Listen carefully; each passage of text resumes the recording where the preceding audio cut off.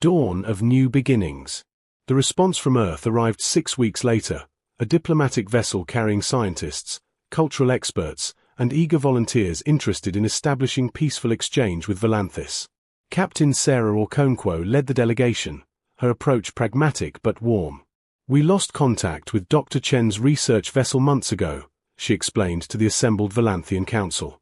"Finding him alive is extraordinary enough, but discovering an entirely new civilization facing such challenges presents an opportunity for genuine cooperation between our worlds." The negotiations took days. Earth offered technology, genetic material stored from multiple donors, and most importantly, scientists and specialists willing to relocate to Volanthis for extended periods, forming authentic relationships rather than clinical transactions. "We're not saviors," Captain Okonkwo emphasized. "We're potential partners. If some of our people choose to stay, to build lives here, to form genuine bonds with yours, that should come from mutual respect and attraction, not from obligation or desperation." Kessa, surprisingly, became one of the strongest advocates for the exchange program. "Dr. Vex was right," she admitted publicly. "Partnerships built on real connection will be stronger than those built on necessity. I apologize for letting my fear drive me to question her integrity." Commander Thex was slower to warm to the arrangement, but even he had to acknowledge its wisdom. "This gives us breathing room," he said to Marcus privately. "Time to rebuild our world rather than simply trying to survive. Perhaps I was too harsh in my judgment of you and Dr. Vex." Marcus accepted the apology with grace. He understood Thex's protectiveness, even if he disagreed with the methods. The first formal cultural exchange took place in the Crystal Gardens, where Marcus and Lyra had prepared a special hybrid section, plants from both Earth and Volanthis growing side by side. Lyra had flourished in her expanded role, and Marcus had already recommended her to lead a joint botanical research program. "Some of the seedlings are showing characteristics from both worlds," Lyra explained excitedly to the Earth scientists. "Look at this one. It has Earth's photosynthetic efficiency but Volanthis's bioluminescence. We're calling them bridge plants." Dr. James Torres, an Earth geneticist, immediately began discussing collaborative projects with Lyra, their enthusiasm infectious. Similar conversations bloomed throughout the gathering. Earth's engineers fascinated by Volanthian energy systems, Volanthian artists eager to learn Earth's musical traditions, shared meals where both cultures discovered unexpected culinary compatibility. Marcus watched it all from beside Serana, their hands intertwined. "You did this," she said softly. "You saw a solution where we only saw impossible problems." "We did this," Marcus corrected.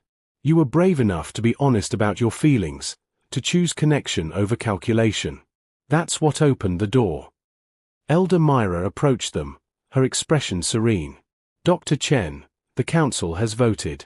We would like to offer you permanent residency on Volanthis, along with a formal position as Director of Interplanetary Agricultural Exchange. The compensation would include living quarters, research funding, and, most importantly, the freedom to pursue whatever personal relationships you choose." "I accept," Marcus said without hesitation, then glanced at Serana. "If that's still what you want." Her answer was a kiss that drew applause from the gathered crowd, both Earth humans and Volanthians celebrating not just survival, but the promise of something richer. Over the following months, the first genuine partnerships formed. Earth scientist Dr. Amira Hassan found unexpected chemistry with Volanthian engineer Tren Cole. Lyra began a tentative courtship with Dr. Torres. 3 more Earth vessels arrived, bringing volunteers carefully screened for compatibility and genuine interest in cultural exchange rather than simple genetics. The nurseries slowly began filling again, not with the desperate attempts of a dying race, but with children born from real partnerships, carrying DNA from 2 worlds and the hope of genuine integration. Marcus and Serana's quarters overlooked the hybrid gardens, a space that felt like home to both of them now. On their 1-year anniversary, Marcus planted a special tree, a grafting of Earth oak and Volanthian silverbark, 2 species that shouldn't be compatible but somehow thrive together. "It's a good metaphor," Serana observed, leaning against him as they watched 3 moons rise over their garden. "For us?" Marcus asked. "For everything. For taking something impossible and making it work through patience, care, and genuine connection." She turned in his arms to face him. "I love you," Marcus Chen. Not because you saved my world, though you helped, but because you saw me when I'd forgotten how to see myself. I love you too, Marcus replied. You taught me that home isn't a planet. It's the person who makes you believe in futures you couldn't imagine. Their kiss was interrupted by Lyra's voice over the communication system. Marcus. Serana. The first hybrid seeds from the bridge plants are germinating. You have to come see, they're incredible. Laughing, they headed toward the research labs together, ready to witness another small miracle in a world that had learned to hope again. Behind them, the garden glowed softly in the moonlight, Earth and Volanthus growing together, proof that even across impossible distances, connection could take root and flourish. The future was uncertain, as futures always are. But it was a future built on choice, respect, and the revolutionary idea that genuine partnership, romantic, cultural, scientific, mattered more than desperate solutions. Marcus and Serana walked into that future hand in hand, two people from different worlds who found each other in the darkness and decided to build something luminous together. Above them, 3 moons shone down on a planet that was dying no longer, but transforming, becoming something new, something hopeful, something that honored both its roots and its unexpected branches. And in the gardens where silver ferns bloomed perpetually now, fed by the genuine joy of those who tended them, life continued its patient work of connection, growth, and endless renewal. The end. He walked among them, unaware, until he learned every child was his own. The stranger's welcome. The transport shuttle kicked up clouds of violet dust as it settled onto the landing platform. Marcus Webb emerged, carrying his research equipment and a single worn duffel bag. Tharos stretched before him, a world of burgundy forests and crystalline rivers that caught the amber sunlight in ways that made everything shimmer like a dream. Welcome, traveler. The voice belonged to an older man approaching with unhurried grace. His skin had the distinctive bronze tone of Tharasan's, and his dark hair was threaded with silver. I am Kale, elder of this settlement. You must be the botanist from Earth. Marcus extended his hand, relieved when Kale clasped it warmly. Marcus Webb. Thank you for allowing me to study here. Your planet's flora is unlike anything we've documented. Come, Kale gestured toward the cluster of dwellings nestled between the trees. You must be hungry. My daughter Sarah has prepared a meal. The settlement felt alive with quiet activity. People tended gardens, wove fabrics, and called greetings to one another. Children played near a fountain, their laughter musical.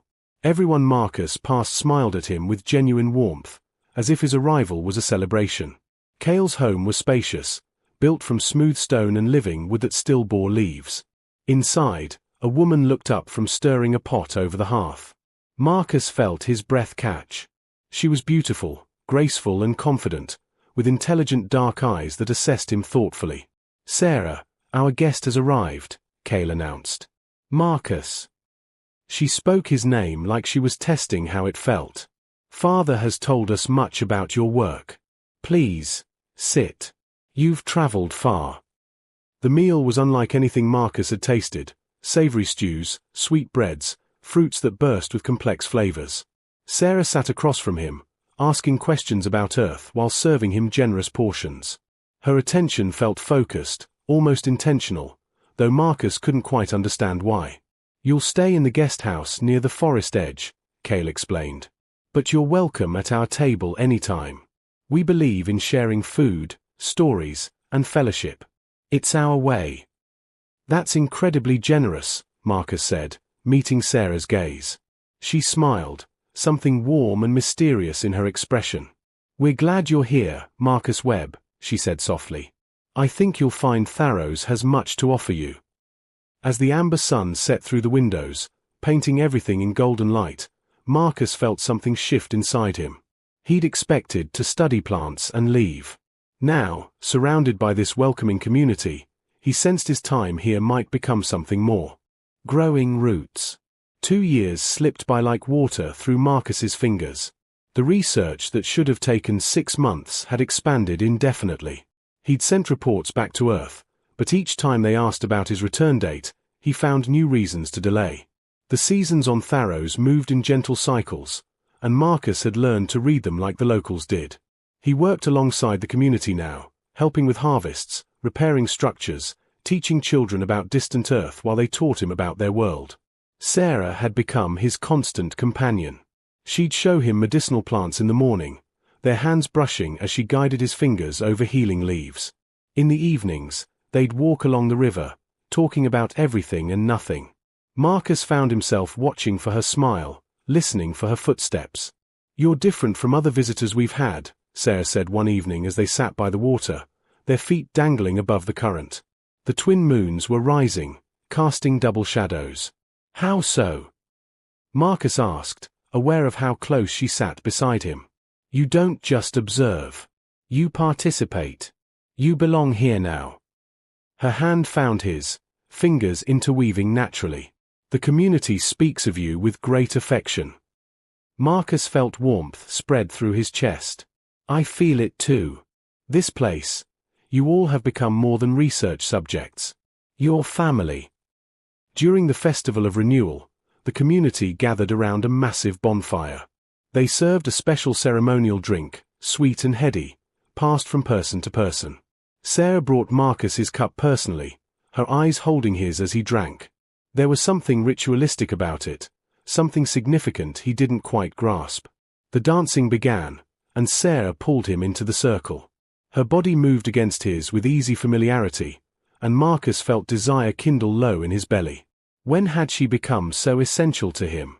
When had her presence become the thing that made each day complete? Later, as he walked her home, she leaned against his shoulder.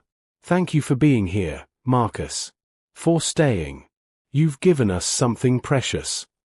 "You've given me everything," he whispered back, pressing a kiss to her forehead. That night, lying in his bed, Marcus reflected on how thoroughly Tharos had claimed him. He no longer thought of Earth as home. Home was here, in the Burgundy forests, among these people. With Sarah. But sometimes, walking through the settlement, he'd notice things that puzzled him. A child with a distinctive laugh that sounded remarkably like his own. Another with a particular way of tilting their head when curious. Small things.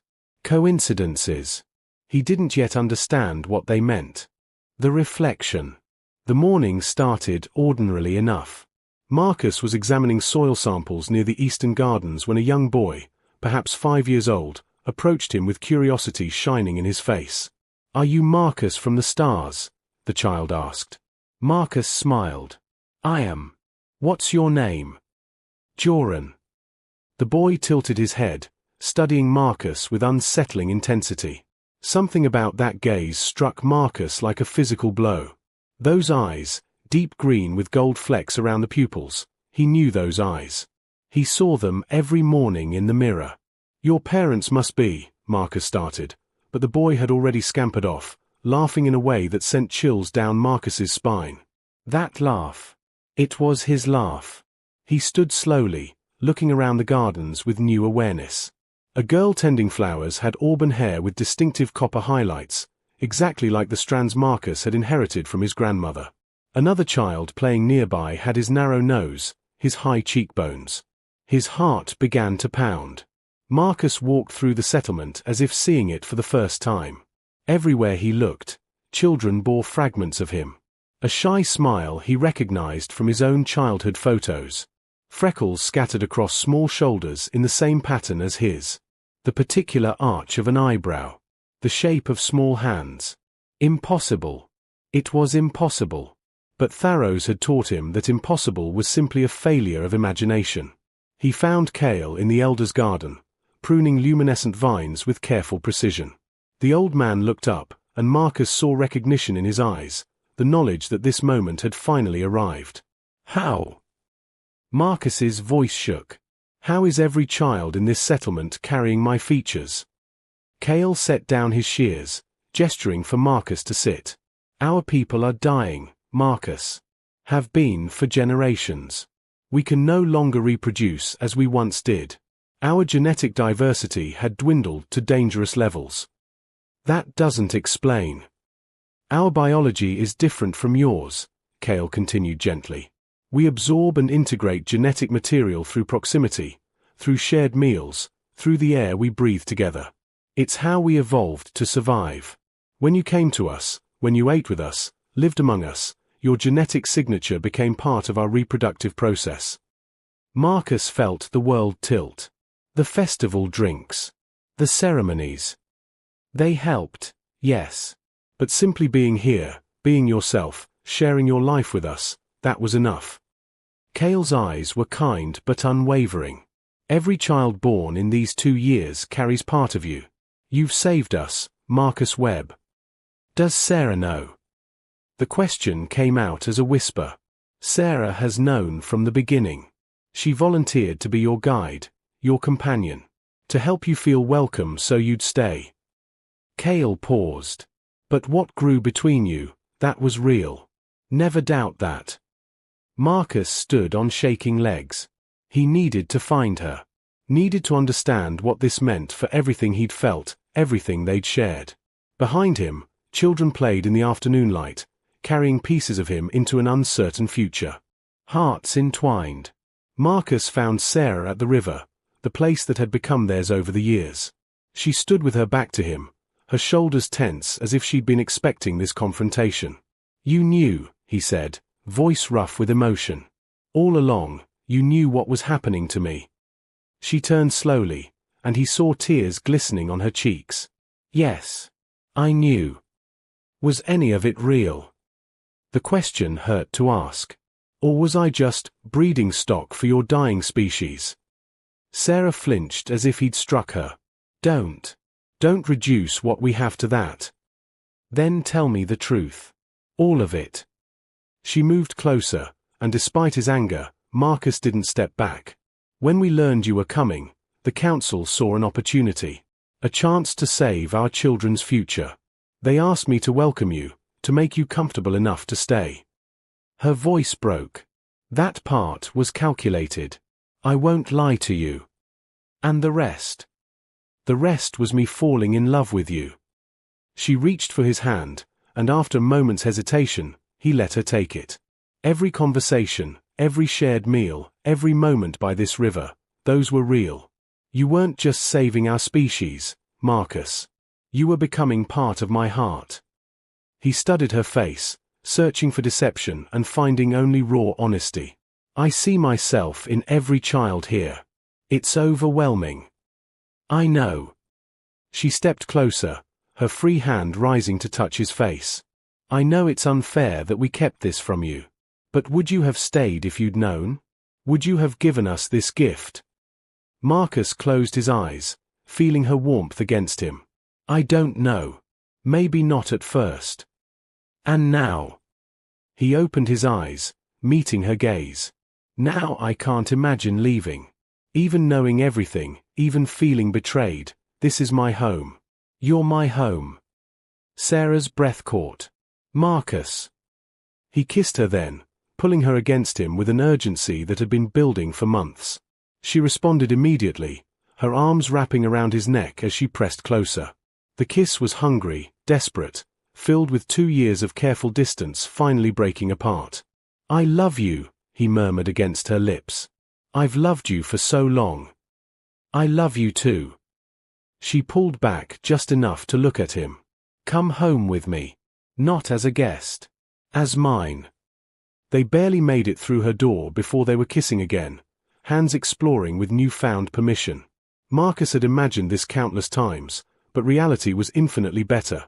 The softness of her skin, the small sounds she made, the way she whispered his name like a prayer. They moved together with the natural rhythm of 2 people who'd been dancing around this moment for years.